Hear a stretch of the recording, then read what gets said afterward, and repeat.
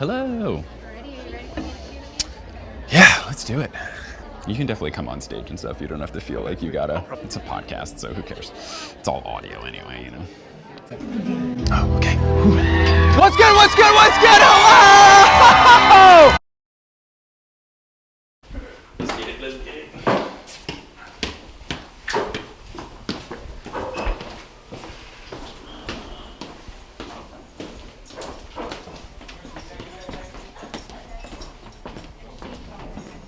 As always. I think every single time. Oh, it's intentional. Oh, really? I do this, yeah, because so with the floop of the hair. I did not realize that was intentional. I always sit on the left because then if the floop of the hair, I'm looking at you like this more often, and this looks better than the other side. Yeah. It's 100%. Yep, you guys just want to grab those real quick? Yeah. I can do this. I can do it. All right, I did it. I love going to city markets and seeing like who's performed on the stages on the stage in the past, because like Who's the most important person like that I have no business Modest Yahoo was on the stage. Who's Modest Yahoo? He's the like Jewish rapper who's amazing. I've not. Crash Test Dummies are coming. Crash test dummies are coming. As well as the jazz brunch. Yeah. Oh, there we go. All right. That sounds pretty good. Wow. This is good. How was your day, Johnny? Sat in the car with you the whole time, so it was pretty terrible. Short. What did you have for breakfast, Johnny? Our leftover snacks from yesterday? That's exactly what I had for breakfast. Was our leftover snacks from yesterday. Mm-hmm. This is going to be a fun show. We're just going to talk about this. I don't know. You're the one who lived here longer. I know, I didn't, I have no roots. I don't have roots here, True. I'm sure we could take. Just drink ordered if they had more. God, it's so bad. We'll have to do it. So I wonder. Oh, Fireball and Coke is so good. Is it? I mean, it was when I was like 19, so I don't know if it's or 21. I used to walk around with like a red Solo cup and a one ice cube and just like sip Fireball. Oh. Yeah. I did not think that's what I was saying. Yeah, surprise. I don't know why I did that, but I did. Our lovely sound person, Jason, make everything sound perfect. Whenever you're good, you can tell. But until then, we'll continue to write. Nah, you're doing great. Keep on going for me. Keep it going. Great. Kings of the Vamp. Okay. What is the most overrated breakfast cereal in your opinion? The most overrated. Fruit Loops. Really? I think that's a good answer. You think that's a good answer? I think it's.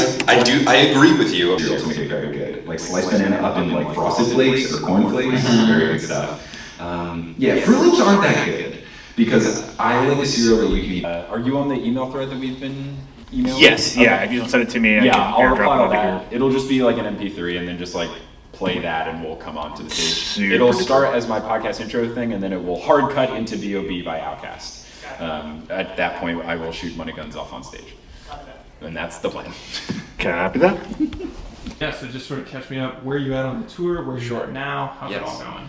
Yeah, so this is the second show we've done in 2022, and we have a bunch of shows coming up later, but this is the second on a back-to-back of, we did Nashville last night, so flew into Nashville, and then, set up shop in the hotel there, prepped for the show and everything, and then did that show, came back to the hotel, immediately went to bed, wake up, then picked up a rental car at the Tennessee airport, and then drove straight from there to here, only stopping for Bojangles because legally obligated to.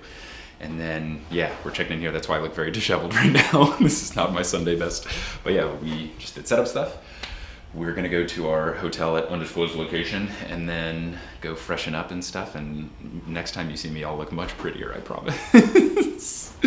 But we got the show tonight and then nothing for a little bit until March 31st. We got a DC show, but that'll be a fun little, with me being in New York, it should be like a up and back. Just take the train down from New York, do a show, train back, which is, I'm a big Amtrak fan over here. It's like, especially with all the tour stuff, it's nice because I can like bring all of the merch and I don't have to worry because my suitcase here is like purely just like, I guess that's Johnny's, he brought some for me too, but it was like I filled up like, this smaller section with clothes and then everything else was just all the merch we're trying to sell. So with the airports, you've got the restriction of baggage. With trains, they don't care. So so that's where we're at. Have you done shows in Atlanta before?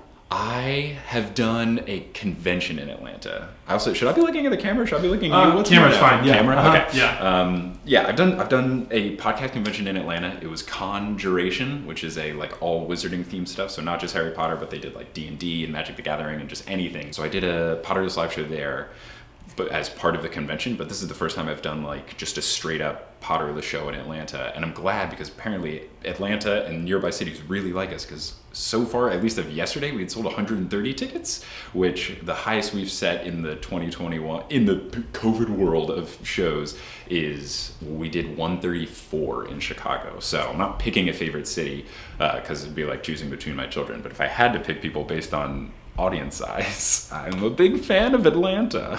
So it's exciting. I'm excited just to see like how, you know, into it the crowd is, because it's always fun when you got a big lively crowd.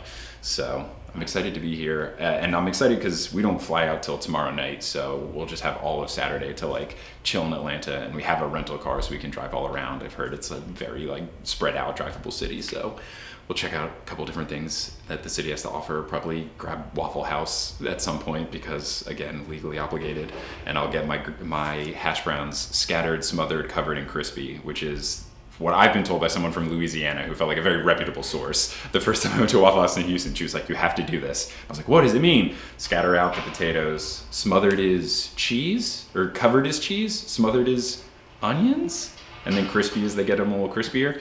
It's very good. That's what I would recommend. Waffle House is a perfect institution. And anyone that tries to say that it's not as good as like a Denny or an IHOP is like white or wrong, or probably both. Those kind of go hand in hand. So that's the plan. Amazing. Good stuff. Yeah.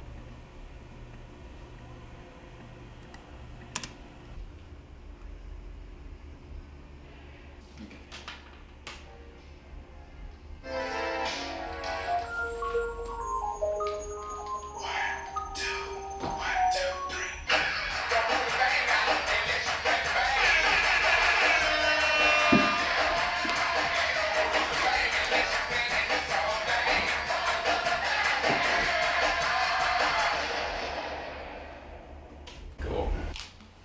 Thank you. Would you like a piece of donut stuff? I'm good. Well, I'll give it a shot. Yeah, they're good. Tell me the importance of some good fuel before a show. Nutrition is key. That's why we're eating sugar. It's about, you know, being high energy on stage, and when you eat a lot of sugar right before, you're high energy for like the first 12 minutes, and then you're really boring for the rest of the show.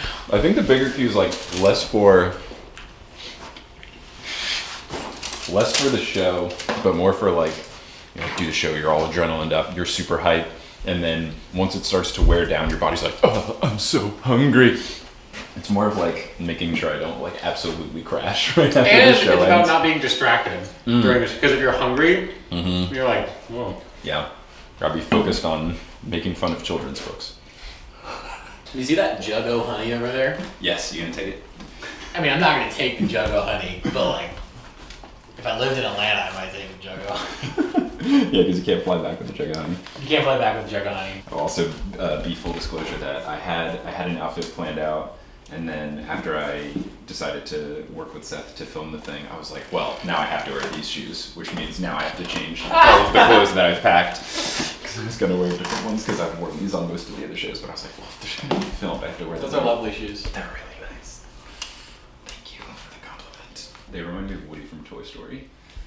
With the colors, like, the light blue and the white and the brown and the yellow and everything. So for my little childhood. Write Andy on the bottom. I should write Andy on the that's bottom. so good. When I was walking inside, someone gave me these World of Coca-Cola playing cards. No way. Atlanta What? is home of Coke. Yeah. Yeah. Mhm. The museum is dope. It's incredible. I've heard good things. She was the girl. I'm so bad with names. I want to say her name. Brooke. I think her name was Brooke. She was out there. She tweeted me. She was the person who, like, when I asked in Nashville for the food recommendations, she was like, "Are you gonna ask for Atlanta recommendations tomorrow?" And I was like, "Yeah, let me go." And she sent the 3 tweet recommending places to eat. So I was like, "Oh my God, thank you so much." And then she said, if we go to the World of Coke tomorrow, she will be a Fanta fairy, So I'm guessing she'll like be in some like Fanta, like the Fanta girls costume of sorts. So if we do go tomorrow, amazing. we'll have to find Brooke. And we can decide which ones should be chopping block. Okay. And I'll bring up the note too. And let's also try to seed them right now too. Okay, yeah, smart. Okay. How do I like push this? For what? Push the Like, make for it- update? You just keep going and it'll eventually work. Just keep on going. It's fine. I can also just email this to you, and No, you can. you just keep going. I'll try to just like. Okay, so profound. All lives are Oh, yeah, I equal. think it might have just updated. Yep, that that little bullshit you did works. Okay. Oh, I got a perfect idea. I'll pull up the bracket while you're doing Smart. this, and then that'll be the official like ranking. I was looking at when Dumbledore says happiness can be found in the darkest of times if one only remembers eternal life. Boopity boopity boopity boopity boopity boopity boop. What's the first? All lives are profound? equal and profound. What's Is things Ravenclaw. profound? Ravenclaw. Okay. So number one would be it's Kingsley. Yep. So All I'll lives say- equal. Yeah. All. Oh god. Yeah. All lives equal. Very different from all lives matter. Wow. Holy crap. We'll make sure we do not call it that a lot during the show. Oh, actually, that's the quote. Every human life is worth the same and worth saving. Okay. I'll just say every life worth saving.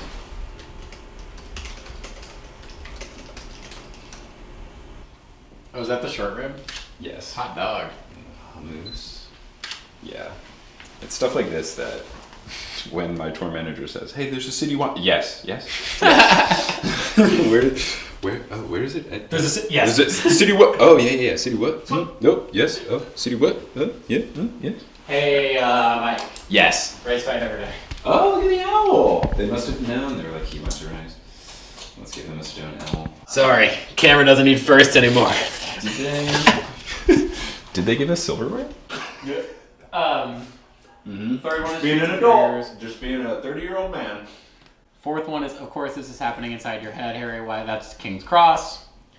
That's the King's Cross, like he's already dead. Thing. Yeah. Cool. Happiness can be found even in the darkest of times if one only remembers to turn on the light. That's What's that? Dumbledore in the third book. I don't know when he says it, so let me look it up. Yeah, find that out. I gotta say, the short rib is great. Oh, great. Yeah, and then I would just as they lose, just delete I'm them. gonna delete And them. even if the numbers like go away, it's not a huge deal. No, because the numbers only matter for the first one, really. Right. And then yeah, the big thing is just going to be like trying to remember what my little shorthand refers to with the. That'll be easy though. I think, 'Cause yeah. We've Said them studied enough these. now. We've studied Right. the hell out of these. Yeah, and I think a good reference would be, I think in the first round we want to make sure that we say the quotes properly. As far as like for the rest of the show, We don't have to like re-say it. yeah, people are going to know what they are. But yeah, just for the posterity of like making it clear that we know what the quotes are, and then so that no stickler could be like listening and be like, the quotes actually. Yeah, so we don't want to get well actually while on stage because that'll just take up time. I made a space like between all of them now, so Okay. It's a tiny bit smaller, but I think it's much more like digestible. Great. Okay. Cool. I'm gonna poop. Pre-show poop, baby. Let me FaceTime Kelly real quick, just to say hello, wife. I just called to say we're about to take the stage. I love you. Hello, B. We are taking the stage in like 4 minutes, so I just wanted to. I thought it was at 9. No, 8 o'clock. The second act is what you were thinking of. Yeah. So show's at 8. We're taking the stage at 8:05. We've been doing all of our prep. Okay. Wearing your favorite sweater. What's the Best quote. best quote? Mm-hmm. Cool. What's your favorite quote Me? from Harry Potter? Not One of Harry. the really inspirational Dumbledore ones. There are quite a few that we've got here on the really inspirational front. Hit me with one, Johnny. A profound Dumbledore. Profound Dumbledore. We have it is our choices, Harry, that show we truly are far more than our abilities. Yeah, it's a good one. We've got it does not do to dwell on dreams and forget to live. We've got of course this is happening inside your head, Harry, but why on earth does that mean it's not real? And it takes a great deal of bravery to stand up to our enemies, but just as much to stand up to our friends. Classic. That last one's a classic. Okay, is that your pick? It's the 8 seed. I mean, you don't have to have a pick. I think the first one's my pick. The Well, abilities one. Oh, the abilities one. That's a good one. Okay, We're gonna go. We'll have to next time. You'll have to come back to another City Winery show because I just got the braised short rib and it fucking slaps. Isn't your Chicago one City Winery? Yes. I feel like they have different menus in each one. Yeah. So I got the braised short rib. Very, very tasty. Wonderful. Okay, B. I love you very much. Love you too, Squishy. Bye. Bye. Ooh. What's up? Hello. Wow. Backstage. Ooh, right. Hello. Yeah, let's do it. You can definitely come on stage and stuff. You don't have to feel like you gotta. Probably hang in the wings mostly. Cool. But yeah, it's a podcast, so who cares? It's all audio anyway, you know. Oh, okay. What's good? Hello! There's so many of you! Oh my goodness, wow. Thanks so much for coming out. I really appreciate it. This is absolutely what. Let's go! What's up, Atlanta? Come on! Let's go! Make some noise! Come on! Let's go! Hey! Come on! We're here! Hey! Let me hear! Let's go! Hey! Woo! Let's go! What's good? Woo, baby! Oh. All leading up to this, that this show was selling incredibly well. Like, I'm pretty sure that after the first day that I announced that we were doing a show in Atlanta, there were like 50 tickets sold on the first day. That is a lot. I've performed shows with less than 50 people at them. So that was very cool. And I'm not trying to put other cities on blast and stuff, but officially, the Atlanta show is the highest selling show since we've done tours. So, if I had to choose between all of my children, you guys are doing pretty well, I gotta say. Doing pretty well.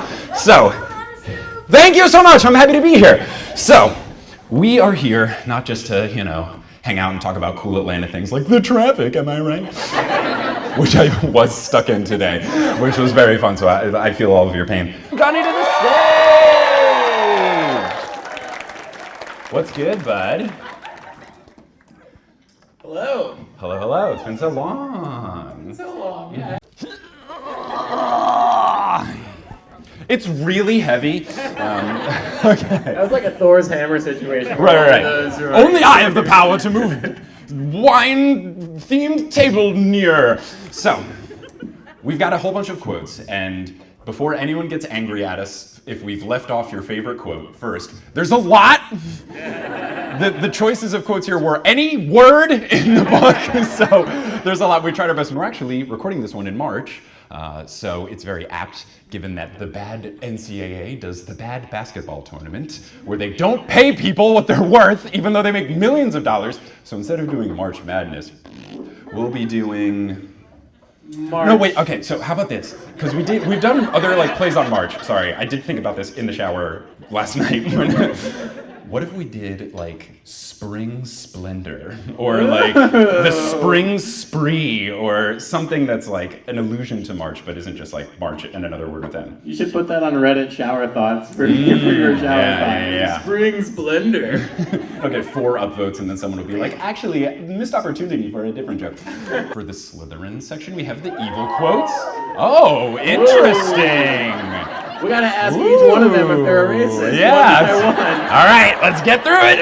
And then in the Hufflepuff, okay. We don't have to ask. We don't have to have if they're a racist. Much like Hufflepuff, true to form in the books, this is just the other quotes, the ones that were good but either didn't have a particular bracket that they felt like they were the best fit in.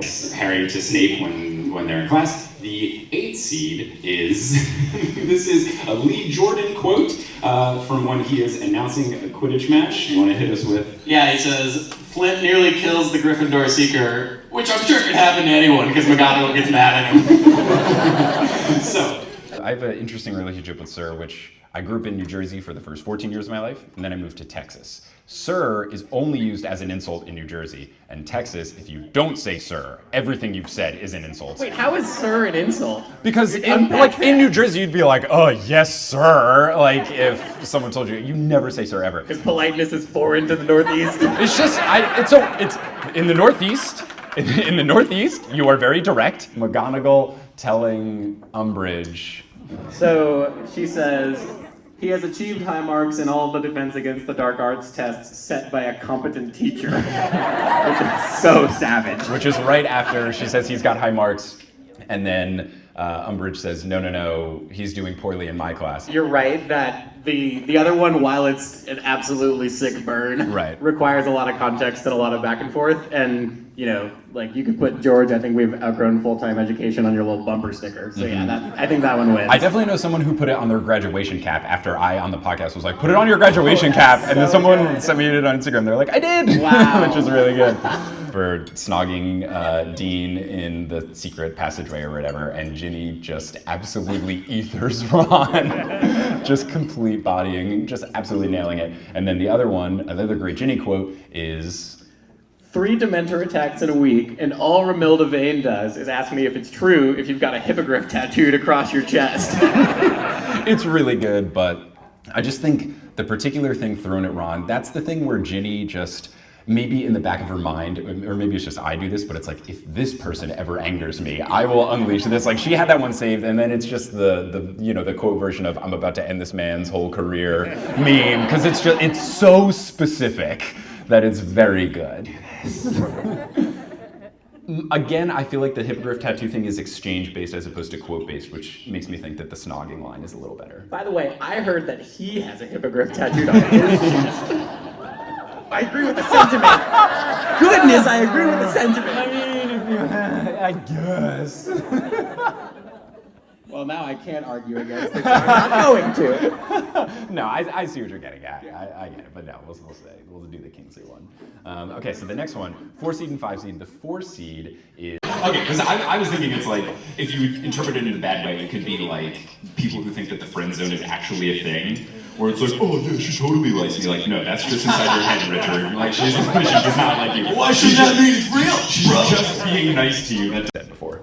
Yeah, and I think the Dwell on Dreams and Forget to Live one is like nice and certainly profound, but I think that it's more of like that was like book 1, let's throw a nice message in for the kids, sure. And not really like so I'm with you. I think the Inferiors one is the better one. Right. Yeah, I actually agree. I like the light dark act-on thing because the choice to show ability thing, like, put your head down, go to work, do your job, go home, edit the podcast, upload the podcast, make the scheduled tweet. Yeah, I think the light dark one is pretty good. I think it does the 2-7 upset. Yeah. Cool. All right, so we've got that. We can now move on to the evil section. Ooh.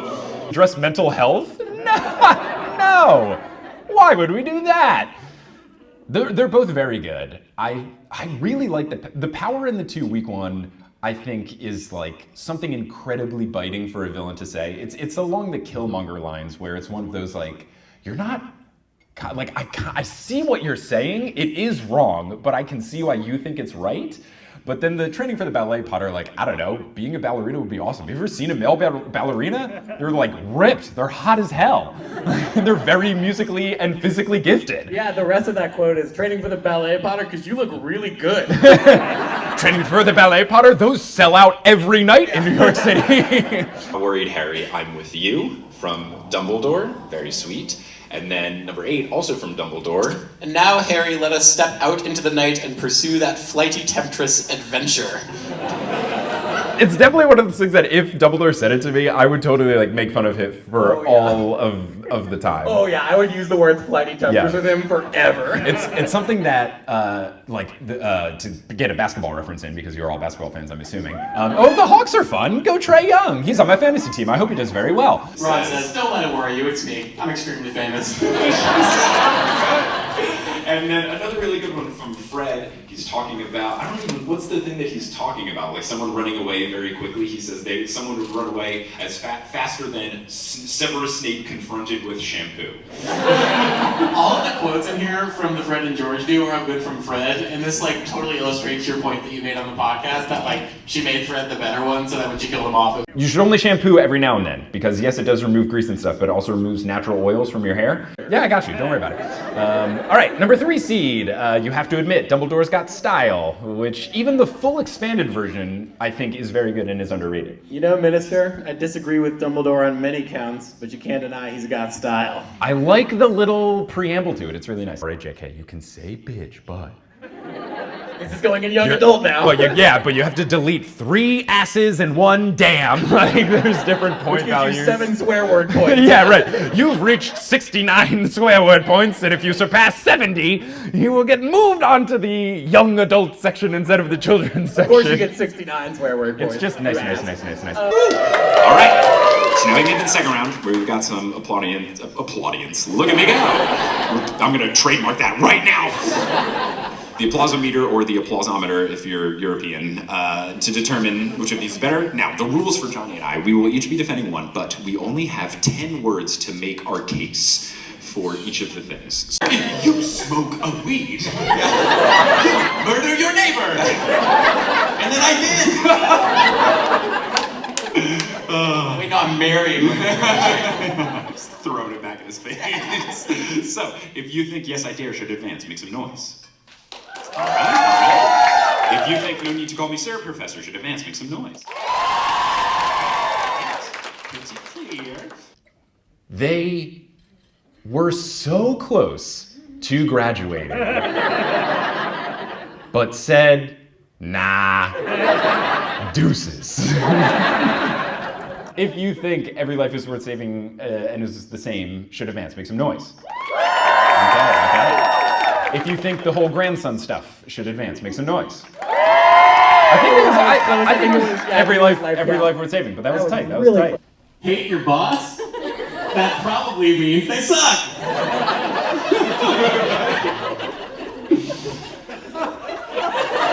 Johnny, who manages multiple people at his regular job. I hate you, that probably means they suck. Snape horse race, but not chasing rabbit, running from shampoo.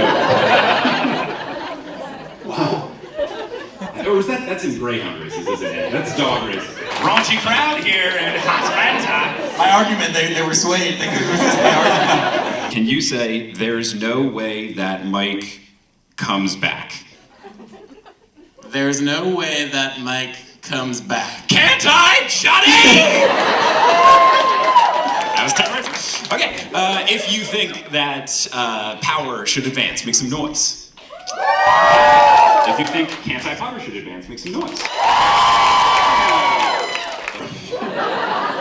Somebody call 911. Fenrir Greyback wants to eat some children. Oh. I can't believe that was actually 10 words. You trying to bowl a 300? Kill the spare.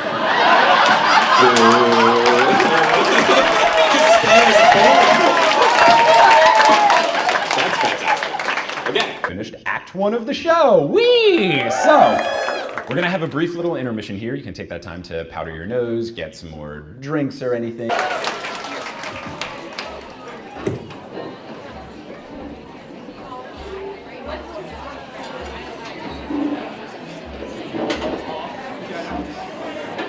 Think of a lot, say them quickly. If you can't think of a lot, just like say it, like make it clear it's only gonna be one. So like if you're, if I was gonna say a lot, I would probably say something to the effect of like, oh, you could use it as, and I'll do like counting on my fingers. Versus just like, let's see, you could. Right, and then that'll make it clear it's just and one. You'll make something outlandish up and let's do that. Right, and then what I would say to make it easier for us to know who we're gonna be with the improv scenes, whoever's the person that's been giving the examples, that's the person in the scene who says the quote. So yeah, tee it up for the person defending to actually say the line. Don't tee it up with the first line either. Right, yeah. Let it build to it. I'm there. Yeah, but you just go into it knowing like, let it breathe a little. Right. And we're also like doing it knowing that the ending button will be the line. Defending person saying the line. Yep. Go. All right. Okay. Let's waste no time. We've got things to discuss. And I learned a fun thing that I forgot to turn on the recording device for the first half, so you all got an exclusive. Been at Hogwarts all day. It's feeling like a blur. I'm in my least favorite professor's class, and I'm starting to stir. He's given me some sass. I hate when I get that from my professor, so I will throw some shade his way and end it by saying, no need to call me sir. Reminder that trans lives matter.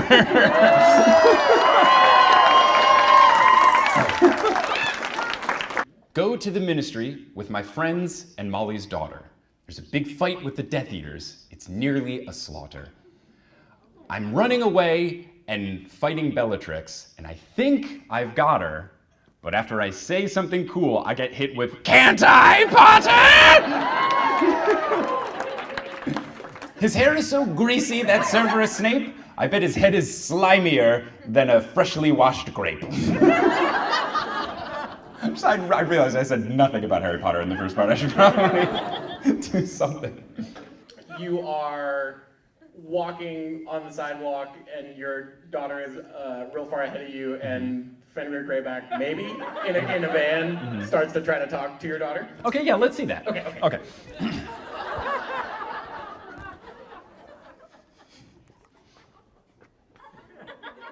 Hello, child.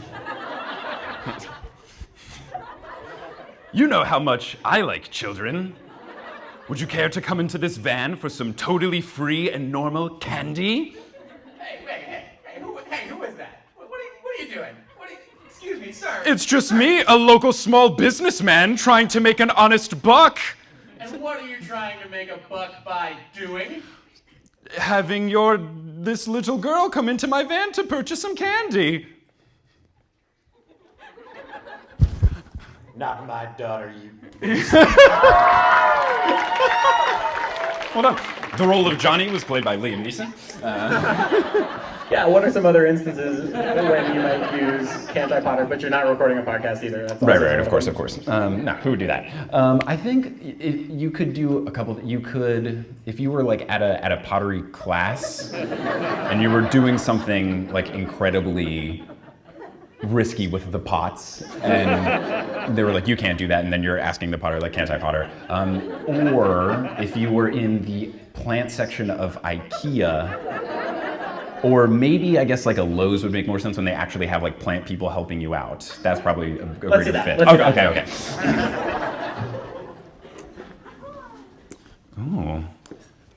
Oh, you're gonna try to take that plant home? Yeah, I think it'd be really nice. It says it's got like medium light, which I think in my apartment has enough windows. Haven't you ever read about one of those plants?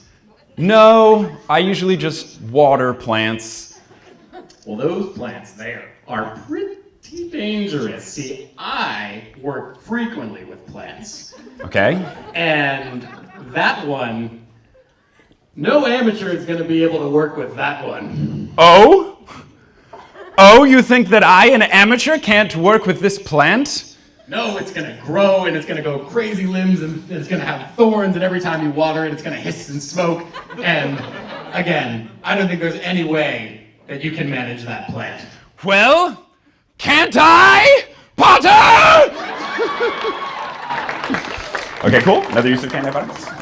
And then we've also got the other one, which is every life is the same and worth saving. So, Johnny, in what circumstances could you tell someone that every life is the same and worth saving? So, it's the beginning of Finding Nemo. Okay. And the shark is on the way. Okay. And the parents are arguing about which of the kids to save. Okay. And one of them makes the claim that they should try to save them all equally. All right, so we're in Finding Dory. Okay. All right. If you think that every life is the same and worth saving should advance, make some noise. All right. If you think Can't I Potter should advance, make some noise. All right, slight edge. Yeah, it's Can't I Potter. All right, so now we have made it into the finals. It can be found in the savannah with lions, with baby cubs, also unprotected. Not Savannah, Georgia, though, right? Yes, Savannah, Georgia. You haven't seen the lions there? And I know what you're thinking, and no, it's not him. It's when Molly Weasley saw her daughter so threatened by the most evil woman in the world, and she said, I have no choice but to step in. And the use of the word bitch in this particular quote is revealing and intentional on behalf of the author, because she hasn't used any word like that in the whole other series, otherwise she could have kept it in the kids section. The reason that it's revealing is because she's never used it, and she chose this moment to do so, which demonstrated the ferocity of the love that Molly had. Bitch. Bitch. Biatch. The fifth book, Harry has very recently been confronted with Voldemort. In the fourth book, for the very first time he truly faced him, and it was a surprise in that time. He didn't know that Voldemort was going to be on the other end of grabbing the cup when he tried to do it so cutely at the same time as Cedric. But he does vanquish him. He is able to get away. And then we fast forward into the fifth book, and after we read through all of the boring chapters about cleaning that are in the beginning, and we finally get to the good stuff, which is like the last 5 chapters of Order of the Phoenix, they get to the Ministry of Magic. They get to the Department of Mysteries, and we have this big, incredible battle, and it's an extremely emotional battle because we've got some nice moments of people like Neville holding his own age, that he does something that we didn't think Harry would ever do, just completely out of character seemingly, tries to throw unforgivable curses at her. This is Harry Potter. He's 15 in this book, and he absolutely just does something we didn't think possible. Then Bellatrix is trying to tell him that he's got to really mean it. He doesn't mean it. And then he is back and forth with her, and she's in a position where she feels like she has been bested by this kid, and Harry finally feeling like he's taken this righteous anger and he's directed it towards Bellatrix, and she's calling out for help from Voldemort, and he's basically doing the like, your daddy can't save you now of it all. And he's feeling great, he's riding this energy, all this adrenaline, and then some little bald dude was just freaking creeping, like standing behind, he's just standing behind waiting, and he's just listening. And he's just like, yeah, okay, yeah, all right, I'm good, all right. And he doesn't know exactly what he's gonna be saying, it's not scripted, but he's like, okay, I bet I should, all right, let's see. If he says something, I could do this. If he says this, I could do that. Oh, he's saying I can't hear him. He's saying I can't hear him. All right, but I can hear him. That's the joke. He doesn't know. Voldemort can't hear you now. Can't I, Potter? Like, how long was Voldemort waiting? How long? This is the most anticipated thing. He's been waiting so long, and he's just been rehearsing this one in the shower for weeks on end, and he finally gets to unleash it, and he says, can't I, Potter? And it's just the most villainous type, but specifically Voldemort villainous, because he has such a flair for the theatrics, the most theatrical villainous entrance possible, and if there's 2 words to describe Voldemort, it's villainous and theatrical. And that is my TED Talk about Can't I, Potter. Okay. I'm gonna have to manually add steps to my daily step counter after the fact for all the pacing I did.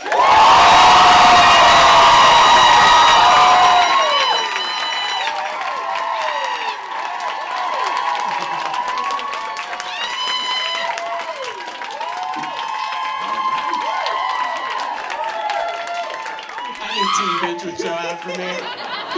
Solidarity team bitch. If you think it's Can't I, Potter, make some noise. It's not as loud. The best quote is not my daughter, you bitch.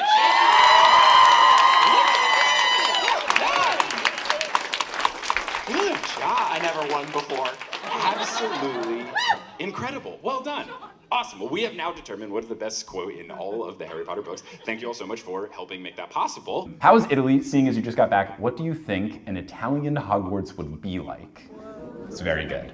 Italy was great. It was very good. Start with Mick Like McGonagall. Yeah. Maybe like McGonagallia or something. Oh, wow. Very valley. And all the Italians have turned off the podcast. Yeah. But yeah, I mean, Sorry. obviously the food would be a very strong point because that was some of the best part of my recent trip to Italy. Food, absolutely incredible. Obviously, you'd have your staples in terms of like different pasta dishes and cacio e pepe and gelato and all of that would be good. I do think it would be very fun. I don't know if you're about to say the same thing. They don't take rowboats, they take gondolas over across the lake. I was not going to say that. I was going to say that at the feasts, every time, no matter what they ate, they would just say, oh, it's just so fresh here. It's just so fresh here. I do think that they would have when you go down to the Great Hall, they would have breakfast, but there wouldn't be a lot of food because like breakfast is not a big thing over in Italy. It's just like all of the different coffee machines would be like one row, and then it would just be all like different like some sort of baked goods. Because you just get like a focaccia or like some sort of like, you know, flaky bready type thing, and then your little espresso. Or I was trying not to say croissant is what happened. I was like, say what's an Italian Cornetto, croissant? isn't it? It's a cornetto. Couldn't tell you, bud. Okay. Couldn't tell you. A lot of my ordering was pointing. 12-year-old Harry Potter from book 2. If they are in a fight, I think Percy Jackson is going to win because, maybe when I come back to Atlanta, I'll do a Noose Olympian show. Okay, maybe I definitely, all right. Takes note, does that. So, the thing is, to not give away any spoilers, there are 2 large confrontations. No, 3. There's 3 like very large confrontations that Percy is able to conquer, and then like 3 like medium-sized confrontations that he's able to conquer. And Harry, in all the way up to book 2, like he just like lucked into being able to touch a guy's face a lot and destroy him, and he didn't even know. Yeah, in the video games, you can't even do flipendo until like the end of year 2, so he's got no fucking chance. And then yeah, in year 2, like yes, he was able to defeat the giant snake, but like with a sword. But with a sword given to him by Fawkes. Without the sword, would have absolutely been wrecked. And also, if Hermione didn't like let him know the whole deal, he totally would have been petrified. So like he really needed some help. Where Percy, like in a lot of those battles, kind of did it solo. Some of them had friends involved. So I think at least just given the context of 12-year-old Harry versus 12-year-old Percy, I'm giving the edge to Percy Jackson. Yeah, I agree. Is that where you're at? Okay. Cool. All right. So Percy moves on to the next round. Percy moves on to the next round. Just in terms of the wisdom, she shares a lot of qualities with Annabeth. I think that's a natural fit. Ron, I want to say Hermes? I was going to say Hermes. Yeah, just like very like Hermes. Joker and witty at times. Harry, who's like, you know what? Feels like Zeus, yeah! Nailed it, okay, absolutely, boom, nailed it. Okay, so another question. Similarly, if the Percy Jackson trio of Percy, Annabeth, and Grover were Hogwarts students, what houses would they be sorted into? I feel like Annabeth would be in Ravenclaw. Grover's a Gryffindor. Is he? He's not like actually a Hufflepuff? No, because I think he's one that Okay, you, like, make your case. think would be He's like a Hufflepuff. Neville? Yeah, he's like a Neville where Okay. it's like he's got that little bravery component deep in that Gryffindor. I don't know enough about Grover, but based on what he's done so far in book 2, he's done some brave things. And they're also like very clever. What house would Jesus Christ be sorted into? I think the truest answer is probably Hufflepuff because of like what Hufflepuff stands for. Because when you think about the other houses, like, and it's the fault of the founders, but like they were very strange in that the first 3 were like, I want one type of kid. And then 2 other people were like, yes, that's it. And then Helga was like, ugh, I guess I'll take one for the team and accept literally everyone else you've left on the table. And when you think about Jesus, like, that was kind of his deal too. Let's move on in case I'm gonna anger anyone. Touchy subject here, just gotta move on. Beth, playing on the question that was asked earlier, who is your bias and bias wrecker of Harry Potter characters? So who's your favorite character and then who makes you question it? So for me, my favorite character is Ginny Weasley. I think she's fantastic. I aspire to be like her. She knows when to be funny, knows when to be sassy, knows when to be profound. She can read a room and hold her own. The one that makes me question it, though, would be Charlie Weasley, because, and the reason he's particularly the wrecker, because it always makes you second guess, is it's one of those, like, I don't know if you've ever like played fantasy sports or something where you like pick up someone and you're like, I think they might be good. Fred and George were done incredibly well. I think they were done really well because like they were very fun and they played off the twin angle of it well. And even just like hearing some of the behind the scenes stories of the fact that like the guys who play Fred and George, like really being class clown goofs, doing pranks with Tom Felton, and the whole story they told on the podcast about like tricking Warner Brothers into giving them multiple rounds of free golf, which is like, I think it's truest to form. Like, it was perfect casting, and the casting then let them later shape the characters and shape them out a little bit more. So that's who I would say is truest to form. What about you? I think I would say Imelda Staunton as Umbridge, who was just like, that's that's really good. Perfect. Yeah, this is absolutely fantastic. There's so many of you here, and that is absolutely wild. Especially shout out, did anyone come from like far away? Like, did anyone, who? North Carolina, how long? Texas, okay. How many hours drive was the Texas drive? I flew. You flew, okay. Did anyone fly from farther than Texas? No. Okay. You've flown the farthest. I'm going to. Drove 5 hours, but I mean a flight. That's pretty. That's pretty impressive. 3. Oh, gee. Okay, you win. What booking engine did you use? It's like Southwest. Mid-fist for some reason for like 45 minutes. Stayed on the plane. They turned the plane off so it was hot, and then I came here. Oh my God. Okay. Well, because you've not only traveled from very far, but it was a pain, I will be gifting you this I Took Latin in High School notebook as dedication. So I will just leave this here, and you can come and snag that. But no, seriously, thank you all so much for coming out. Thank you so much to City Winery for having us. Everyone in the City Winery team has been an absolute delight. Shout out to Seth, who's been doing the filming and the videography stuff, which is really cool that we can use for later stuff. And again, thanks to all you, and big thanks to Johnny for being an incredible guest and representing Team Bitch very, very well. Bitch? Yeah. We gotta head out. Normally I'd love to do like a meet and greet and all of that, but we can't because of the world. But maybe when I come back, as you clamored for, we'll make that happen. But I'm just so thankful that you guys came. I really appreciate it. And until next time, when we come on back and talk about potentially Percy Jackson or something else. But until then, as they say in the Wizarding World of Harry Potter, Wizard on! Thanks so much for coming out, everybody! Okay. Let's clean up our mess.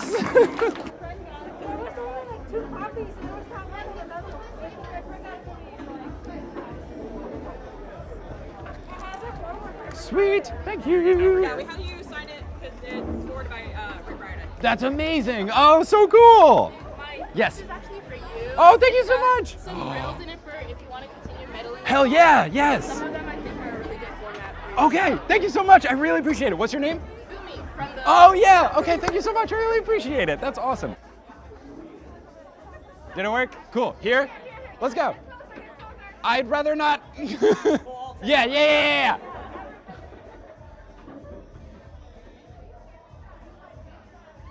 Sweet. Thanks for coming. Thank you. We got it. We'll make it happen. Sweet. Don't mind me. Yeah, here. Yeah, do that, and then I'm gonna turn off We got some riddles for tomorrow. We do. Hello.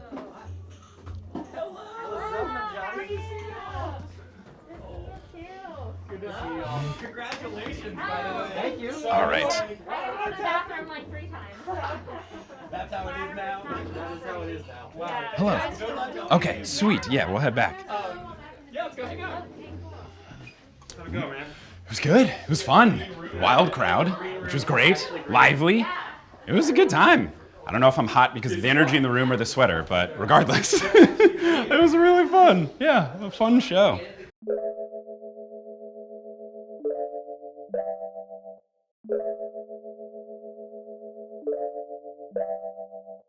Thank you.